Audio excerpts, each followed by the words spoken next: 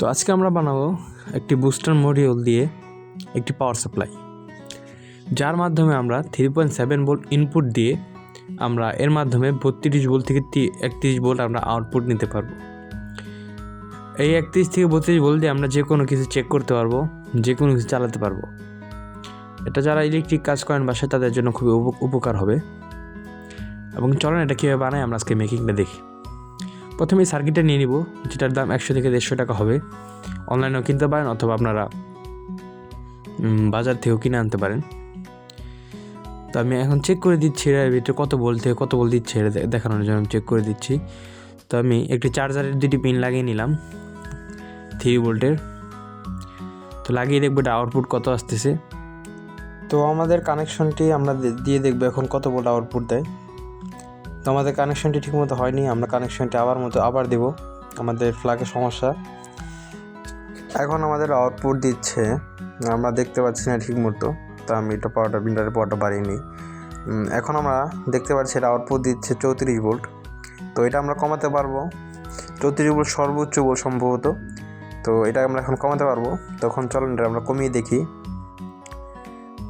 তো এটা আমি কমাচ্ছি, এখন কমিয়ে দেখবো এটা কত ভোল্ট কমলো। তখন কমানোর পর দেখতে পাচ্ছি আমরা এখানে 31 ভোল্টে চলে আসছে। তখন আমরা আরেকটু কমাবো, আপনার দেখার জন্য আমি কমাচ্ছি। তো আমি আরেকটু কমালাম।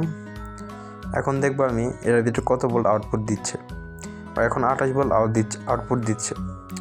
তো এখন কি করব, এখন আমরা এটার যেই 4টি কোণা আছে এখানে আমরা ওয়্যারিং করে তারের সাথে সংযোগ করে নিব। এতে আমাদের কানেকশনে এবং আউটপুট নিতে দেখতে খুবই সুবিধা হবে। এর জন্য এটা ওয়্যারিং করে নেব। ওয়্যারিং করার আগে আমরা 4টি মাথায় আগে রাং বসিয়ে নিব, রাং ধরিয়ে নিব যেন আমাদের ওয়্যারিং করতে সুবিধা হয়। তো দেখতে পাচ্ছেন আমরা এরকম রাং বসিয়ে নিচ্ছি, আপনারা এরকমভাবে বসিয়ে নিতে পারেন। তো এটা করার পর এখন আমরা তার জয়েন দিয়ে নিব। খুবই সহজ কানেকশন, এত কোনো বড় কোনো বিষয় না। আপনার প্লাসে মাইনাসে লাল তার এবং মাইনাসে সাদা তার বা কালো তার লাগিয়ে এটা নিতে পারেন। তো আমার সাদা তার ছিল, তো আমি সাদাটা ইউজ করছি। তো আমাদের 4টি মাথায় আমরা কানেকশন করে নিব। প্রথমে আমি ভিডিওটি ফাস্ট করে দিয়েছি যেন আপনাদের দেখতে অসুবিধা না হয়।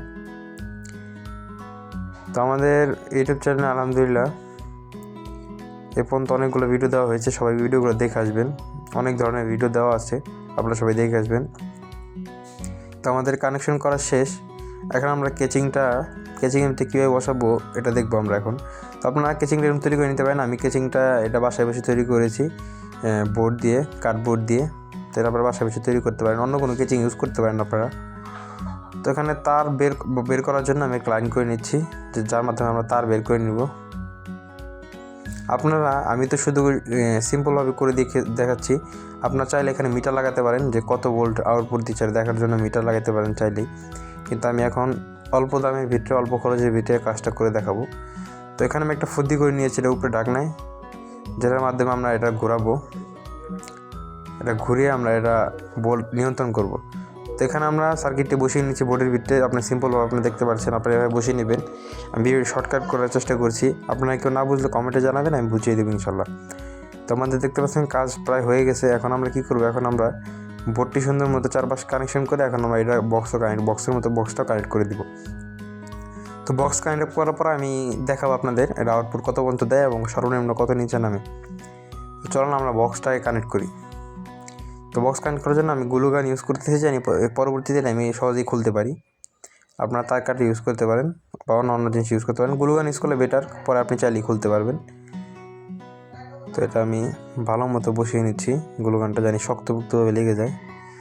নেক্সট টাইম এটাতে যদি কোনো আপডেট দেখতে চান আমার কমেন্টে জানাবেন, আমি এটার ভিতরে মিটার লাগিয়ে দেখাবো কীভাবে মিটার লাগালে আপনার ভোল্ট নিয়ন্ত্রণ করতে পারবেন।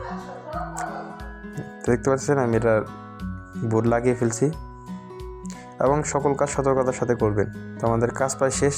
এখন আমরা এটা আউটপুট ইনপুট এগুলো দেখবো। এবং সর্বপ্রথম কথা যে আপনারা সবাই ইনপুট এবং আউটপুটটা লিখে রাখবেন, না হলে সার্কিট নষ্ট হওয়ার সম্ভাবনা থাকে। ইনপুটটা আউটপুট সবাই দেখে মার্ক করে রাখবেন, না হলে আপনাদের কিন্তু সার্কিটের সমস্যা হতে পারে বা সার্কিট নষ্ট হয়ে যেতে পারে। তো আমাদের সব কাজ শেষ প্রায়। এখন আমরা মিটারের মাধ্যমে এটা চেক করব এটা কত ভোল্ট দিচ্ছে আউটপুট এবং কত ভোল্ট নিচ্ছে। দেখতে পারতেছেন আমি এখানে 5 ভোল্ট দিতেছি এটার ইনপুটে। সরি ভুলবশত আমার আউটপুট এটা লাগিয়েছিলাম, পরে এটা আমি পরিবর্তন করে ফেলবো এখনই। তো এখন আমরা এটা পরিবর্তন করে আমি ইনপুট এটা লাগাবো 5 ভোল্ট। ইনপুটে লাগিয়ে তারপর আউটপুট চেক করবো আমরা আউটপুট কত দিচ্ছে। চলেন দেখা যাক এটা কত ভোল্ট আউটপুট দিচ্ছে এখন বর্তমানে। দেখছেন ভোল্টে এটা বোঝা যাচ্ছে, এটা এম্পিয়ারটা একটু কম হলেও কিন্তু ভোল্ট অনেক বেশি থাকবে। তো আমি দেখি এখন কত ভোল্ট দিচ্ছে এটা আউটপুট। এটা এখন বর্তমানে দেখা যাচ্ছে না, এটা বর্তমানে এখন 22 ভোল্ট আউটপুট দিচ্ছে। তো দেখি এর মাধ্যমে কোনো লাইট জ্বল নাকি। হ্যাঁ, এটার মাধ্যমে লাইট জ্বলতেছে, তার মানে বোঝা গেল যে এটার আউটপুট আসলে ভালো দিচ্ছে, এরা লাইট জ্বলতেছে একটা। তো এখন এটা আমরা চেক করব যে সর্বোচ্চটা কত বলতে, সর্বনিম্ন কত বলতে। দেখতে পাচ্ছেন এরা সর্বোচ্চ 30 চলে গেছে, 34 পর্যন্ত যাচ্ছে, 35, 36, 39 পর্যন্ত চলে গেছে। এটা 39 ভোল্ট পর্যন্ত দেয়, এটা সর্বোচ্চ 39 ভোল্ট দেয়। তো এটা এখন কত সর্বনিম্ন কত যায় এটা দেখবো আমরা এখন। এটা সর্বনিম্ন 4 ভোল্ট, হ্যাঁ সর্বনিম্ন 4 ভোল্ট, এর নিচে এটা নামে না। তো ভিডিও যদি কারো ভালো লাগে চ্যানেল সাবস্ক্রাইব করে বেল আইকন অন করে পাশে থাকবেন এবং ভিডিওটা লাইক করবেন এবং একটা কমেন্ট করে যাবেন ভিডিওটা কেমন লাগলো। আজকে ভিডিও পর্যন্ত, আসসালামু আলাইকুম।